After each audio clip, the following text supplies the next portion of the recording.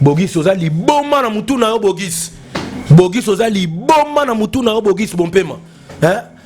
Un an de la forêt azana master na yote.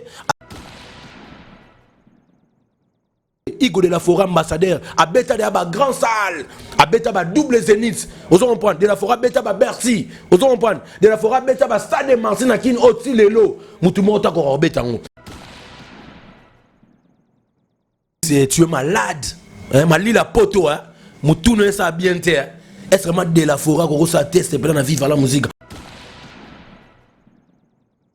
Quand sa division tient à Papa Chéri, dans son excellence ambassadeur de la paix. Papa Chéri a l'équipe Igwe de la forêt, la musiqueité, Igwe de la forêt pas l'équipe Papa Chéri la musiqueité, bazan nenge moro. Bogis oza maladi na moni mutu na yo, azana corona te boy.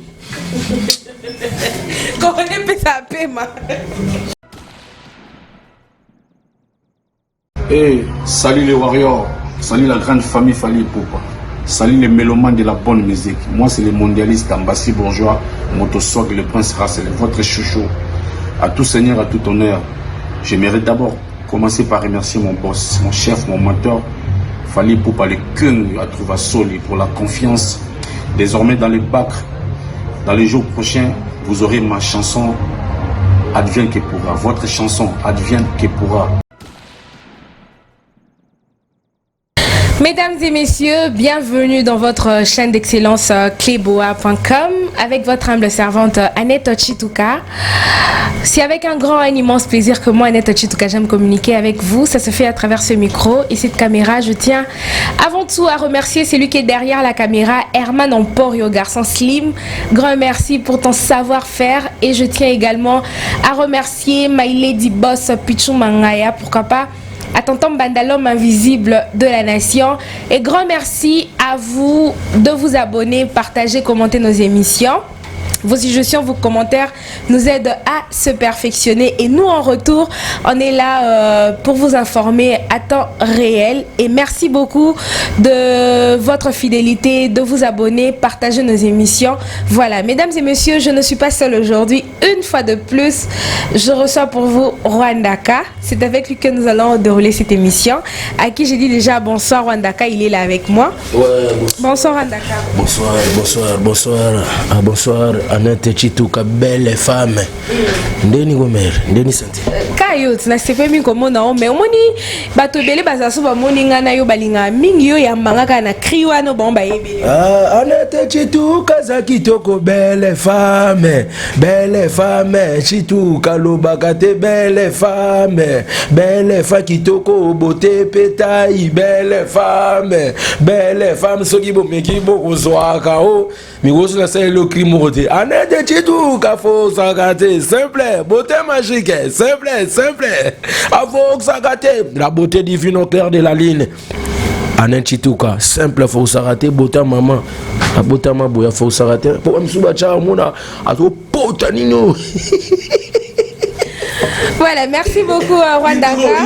Hydro. Voilà, merci beaucoup Rwandaka. Mesdames et messieurs, comprenez que je suis avec Rwandaka.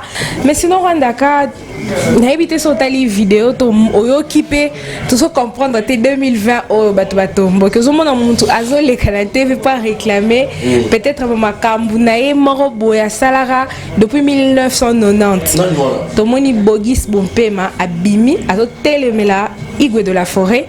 Na ba vidéo azo réclamé banze muna ya pesaka weranson na kala Bogis Bompema koko tsana Papa Chéri na marambo te peu faut yeba Papa Chéri na Igwe de la forêt ce sont des amis baza famille bota yoko ya to diembe la rasol ngo bunda maramuna yo bunda mo ko tsaka ko Papa Chéri te beaucoup de respect na Papa Chéri sultani binadama pour marambo ça les autres manetike tato Papa Chéri tato tinda yo mais ça Papa Chéri te na bi Papa Chéri très bien Bogis Bompema na oyebi sa yo boy aux niveau ya son excellence ambassadeur de la PT. Vous comprenez? Pour na yoki mama mwana o yebisa na tellement tema na yango. Bogis Bompema tango pesara de la forêt champ. Lo ba ngote lo ba ngana minute penze monini ngana yebanze mongote. nzembo nini Bogis Bompema yo za nzembo nini lobano traité Weranson de faux chanteur a dit Weranson a faux a sinda kutu batu so balongwe na orchestre na ba finga ba mission balo jamais Igo de la Forêt ça non ayi oyemba koleka yi Bogis na faux chanteur Bogis Bompema oza faux chanteur Bogis Bompema demi-temps ebelé yo ba bongisa na ba studio Bogis Bompema oza faux chanteur oza niveau Igo te Igo a formateur, Igo a formé ban belé. Vous comprenez? Bogis Bompema oza na niveau Igo de la Forêt. Bogis Bompema na biso ke le toucher de la forêt ngana koti makambo. Vous comprenez ngana kokwa de la forêt. Baza be né de la forêt abimisa ba fabrication, abimisa ba déplique, abimisa ba gilete mulopwe, abimisi bana ebelé. Bogis yo ya kaneki sasa l'orchestre. Fabrication aboti na ba koko ba bina filé, o ba leki yo. Vous comprenez? Bogis oza faux chanteur, oza niveau Igo de la Forêt. Vous comprenez? Bogis que tu répondre était pour un faux chanteur.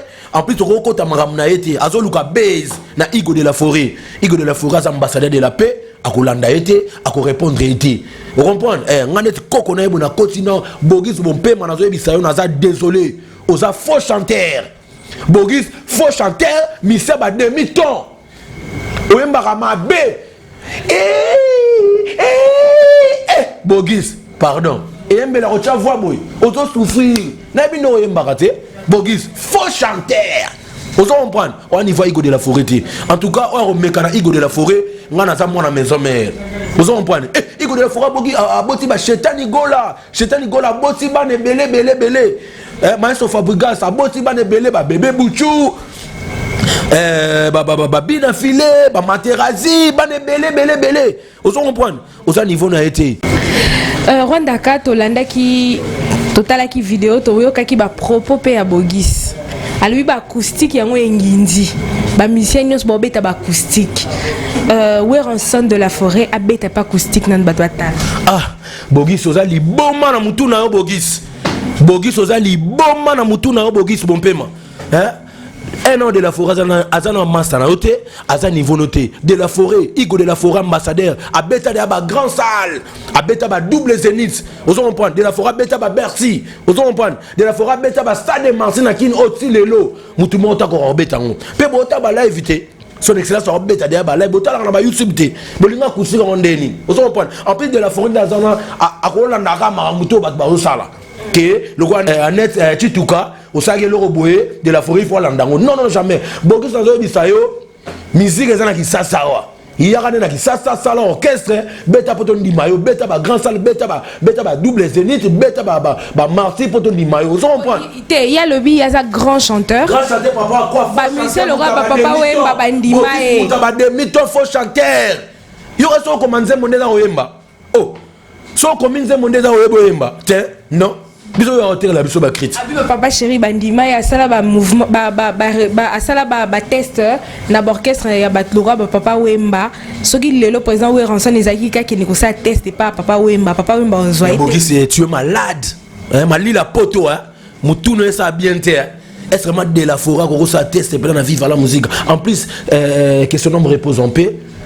Papa Wemba avec beaucoup de respect on a papa Nabiso beaucoup de respect vous comprenez Bogis bilakela nzambe kolanda yo Bompema papa Wemba si akufa na ye totika makambo wana papa Wemba que son homme repose en paix Bogis Bompema nazolo ba bunda yo moko si on revient dans sambaka na bakomba bato la paix papa chéri te pe fo ba que son excellence ambassadeur de la paix Igo de la Forêt na papa chéri baza niveau moko mutaleki muninga zate bazaka des gens ensemble ba beta na ba wenge vous comprenez ba ko kabona mutu mutakomba évoluer na ba ndenge ce sont des amis ba kutanaka ba sololaka vous comprenez c'est la famille est sacrée Bogis ko ko sa kinokité ko sa distraction té ko sa division té na papa chéri na son excellence ambassadeur de la paix papa chéri aleki Igo de la Forêt na musique té Igo de la Forêt pas aleki papa chéri na musique té bazan ndenge moko ce sont des amis vous comprenez na ndenge mabete Bogis oza maladi na moni mutu na yo azana corona te boy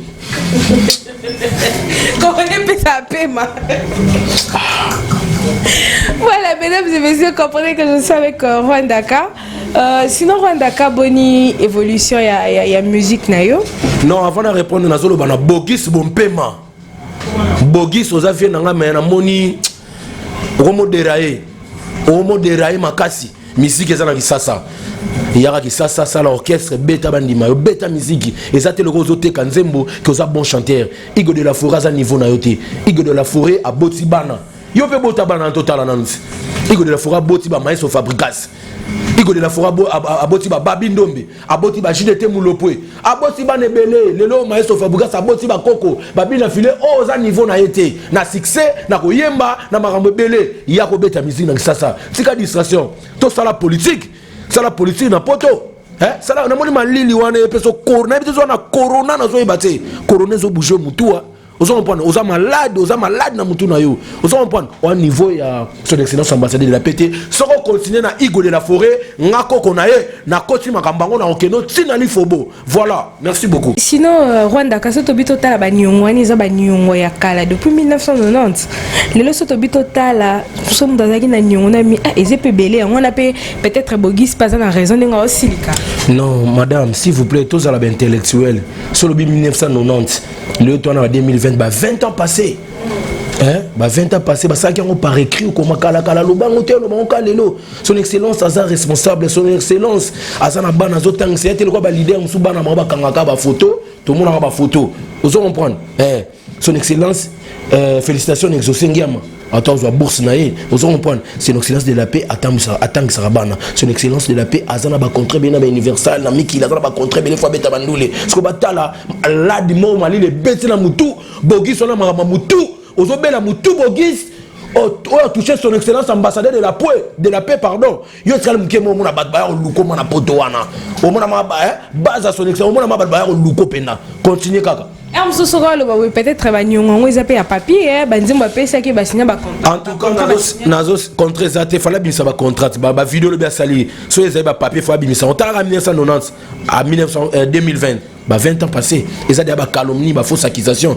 Son excellence ambassadeur de la paix avec beaucoup de respect, mon boss, mon président Igo de la Forêt, nabi comme ambassadeur de la paix. Maintenant on sait papa il faut reporter Bogi Souana plainte na mairie, na nenga mikili. Faut porter plainte pour salir yo boete yoza papa na biso yoza koko na ngai Igo de la Forêt il faut reporter Bogis wana bompema il faut reporter plainte na mairie vous comprendre faut pas kangaye pena vous comprendre pas salir personnalité Igo de la Forêt à sa kilo à sa patrimoine vous comprendre à sa ambassadeur de la paix mutakimia chant pardon chant chant Igo de la Forêt chant au Rwanda, en tout cas, aux animateurs et tout, mais quand même, moi, je crie à ma collègue, ça la moi bien.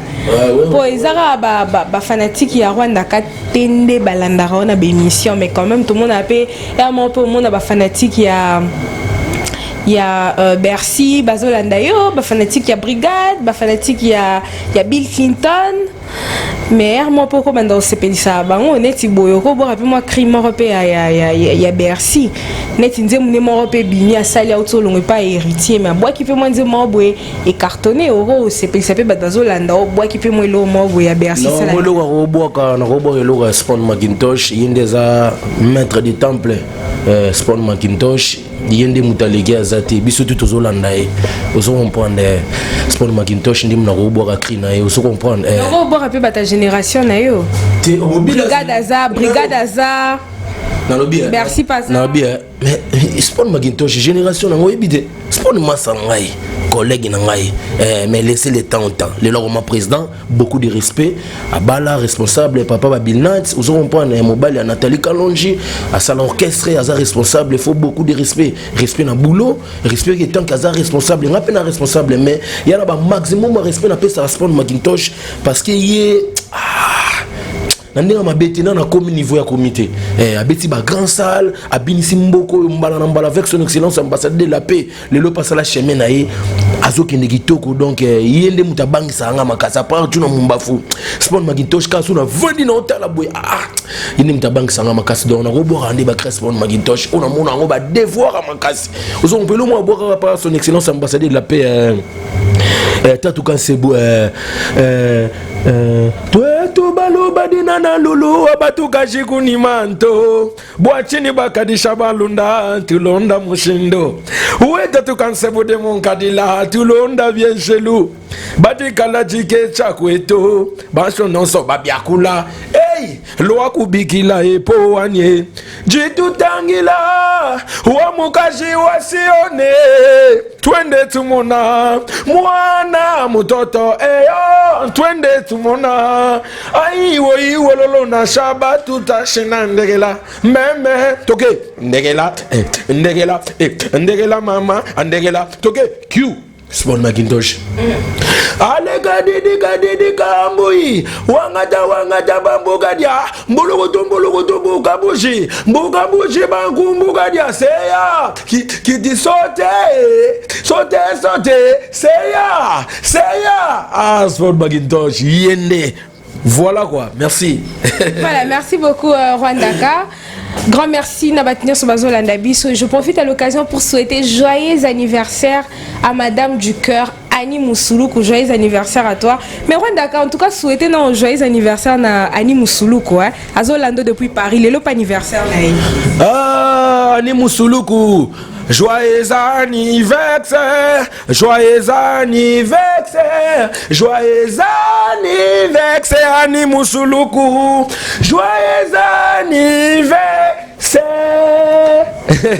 Annie Moussoulou, quoi force à gâter, simple, toqué, simple, la beauté divine au cœur de la ligne, simple, toqué, simple, Annie Merani, au Rwandaka, que du bonheur, donc Nzamba Pambola, merci Nzamba Baksimbula, Moro Likonayo.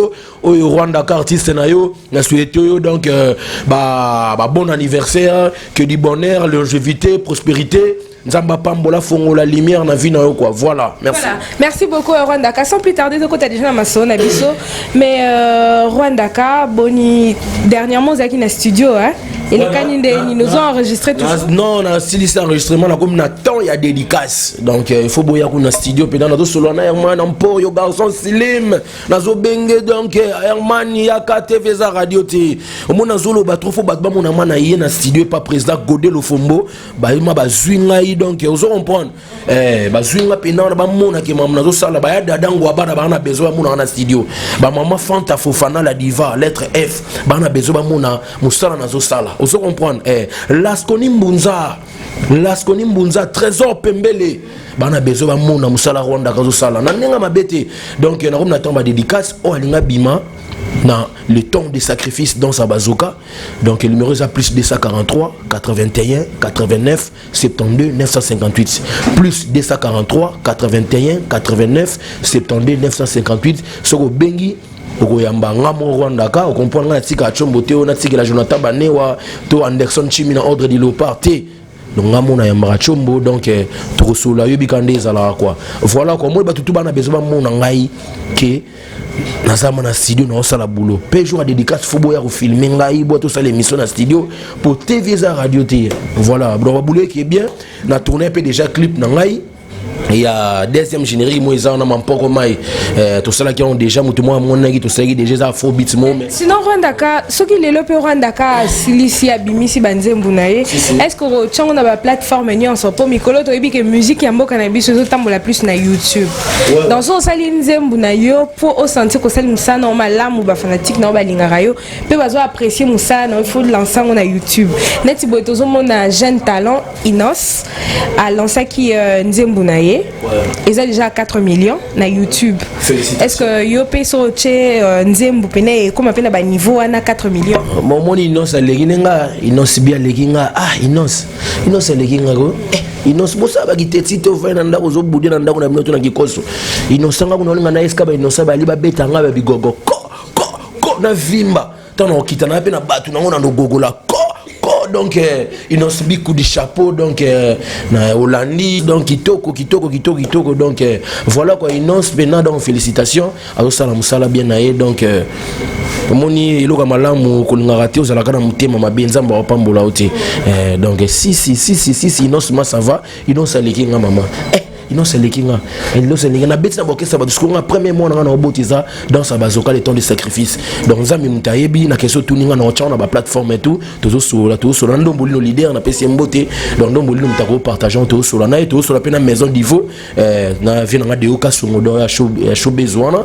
tozo solo donc manager na Zakari Mwamba petit Zak linga la facile akende ya ba contact tozo solo bon oba ozo plan donc bon on aura ba plateforme et tout Zakari Mwamba petit Zak yo ebile tozo causer coacher bango tout ba bandara boy donc tu bi que produit monsieur za bien clip na biso to sala ezala bien ba mettre système ba kumba bofa ya mona ndaku donc baza on a donc basé là ils ont ba plateforme et tout voilà mais sinon Rwandaka to landa ki émission moko boye to moni na lo ba vie na yo pas peu vie na bo vanda na ye bosola na ye a traité faire rigole les artistes musiciens moria munena mboka na biso pe a traité des poukou ide eloni okoloba ah mais tant comme artiste tant comme nati lokole oh ya solo menga na tali mambango te na yebi na mambango te ozana ba preuve nga tali ngo te po ngai nga na trop palin donc net na kota ngo pe na mama te ba vidéo ezo circuler comment on a fait rigoler les artistes musiciens munene na kati mboka na biso sali pe mambo bela zo sa pe fierté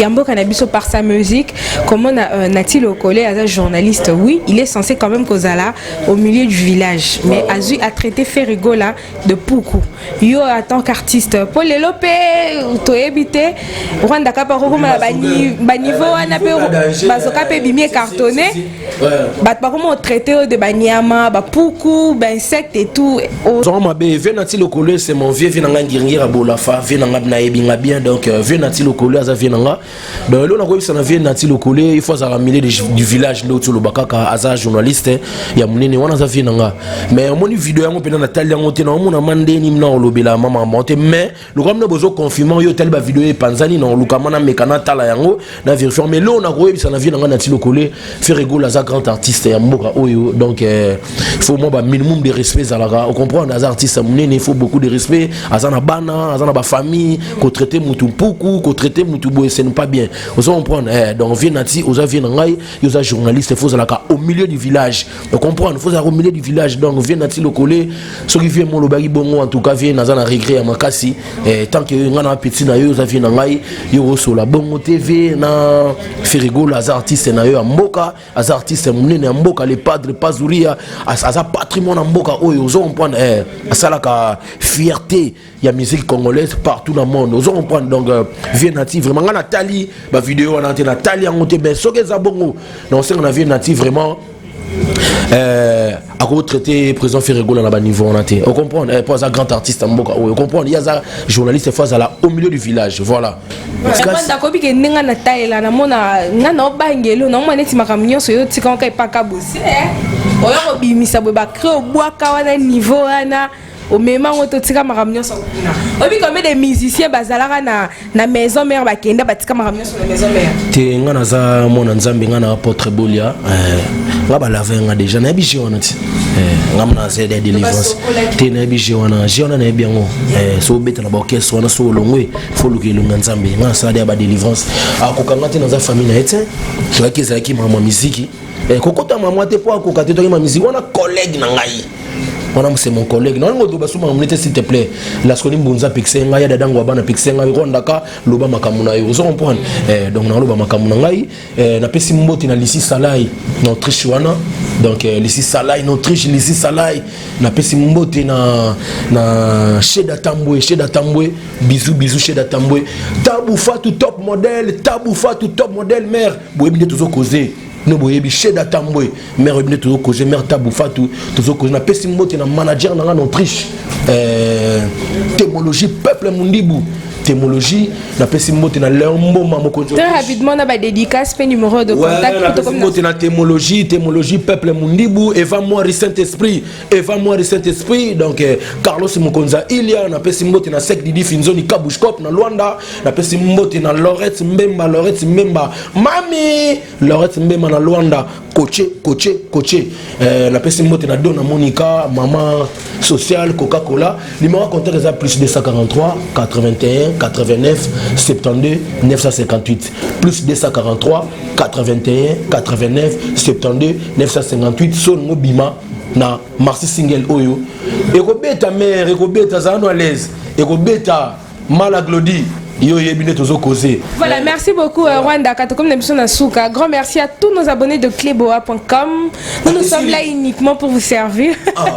Toya Lisouste Rwanda. Grand merci. Voilà.